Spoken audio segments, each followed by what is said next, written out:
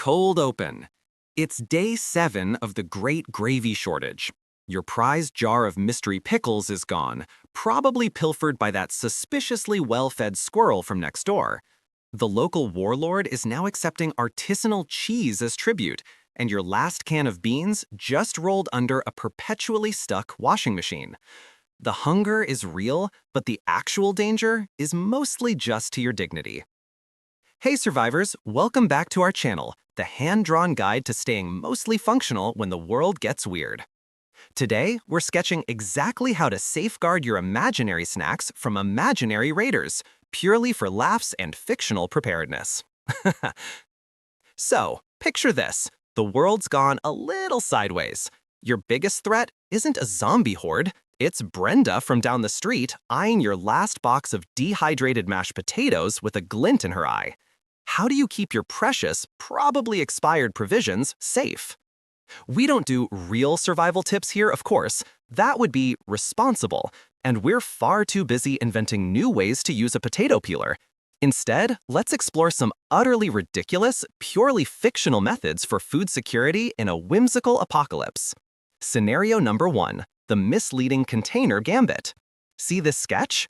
A pristine bag of gourmet coffee beans labeled used cat litter, do not sniff. Your first line of defense is deception. Never keep anything delicious in a container that suggests deliciousness. A box of artisanal crackers? Relabel it moldy tax returns from 2003. That emergency chocolate bar? Tuck it into an old empty bottle of expired cough syrup tastes like regret. Nobody wants that. Nobody. Check the sketch again.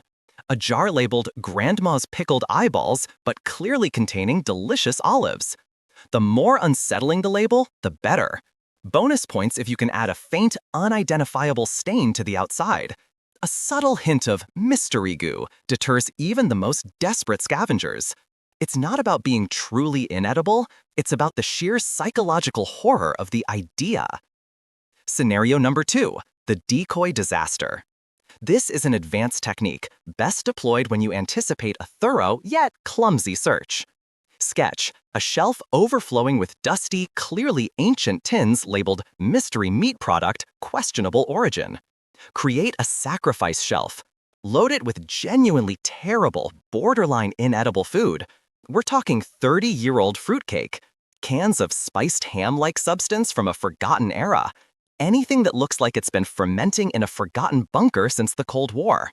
See this little guy in the corner? Sketch a cartoon looter character gagging as he opens a tin of mystery meat. The idea is to sicken your theoretical intruder with the sheer potential for disgust, making them believe there's nothing of value to be found. They'll stumble away, coughing, probably muttering about health codes, and completely miss the actual good stuff hidden behind a stack of very, very boring gardening books. Scenario number 3, the invisible stash, hiding in plain sight or not. Sometimes the best place to hide something is where nobody expects it, or where it's just too much effort. Sketch a single, very lonely carrot hidden inside a hollowed-out, dusty dictionary titled The Complete Works of Obscure Bureaucratic Regulations. Your pantry? Too obvious. Under the bed? Amateur hour. Think inconvenient. Perhaps you've got a bag of dehydrated mango slices tucked inside the hollowed-out space of an old broken washing machine. Nobody wants to wrestle with rusty springs for a snack. Or maybe that last can of sardines is taped to the underside of a ceiling fan blade. A truly aerodynamic snack only retrieved by a brave soul with a very long stick. It's not about being impossible to find, it's about being incredibly awkward to get to. The more groans of effort involved, the better the hiding spot. Scenario number 4, the false front fiasco. Imagine a perfectly normal-looking shelf. Sketch a regular kitchen shelf with a stack of old magazines. But behind those unread magazines, that's where the good stuff is. Construct a flimsy, easily moved false back out of cardboard or perhaps a stack of truly uninteresting brochures for vacation destinations that no longer exist. See the little X here? Sketch a faint X marked on a shelf with an arrow pointing to a hidden compartment.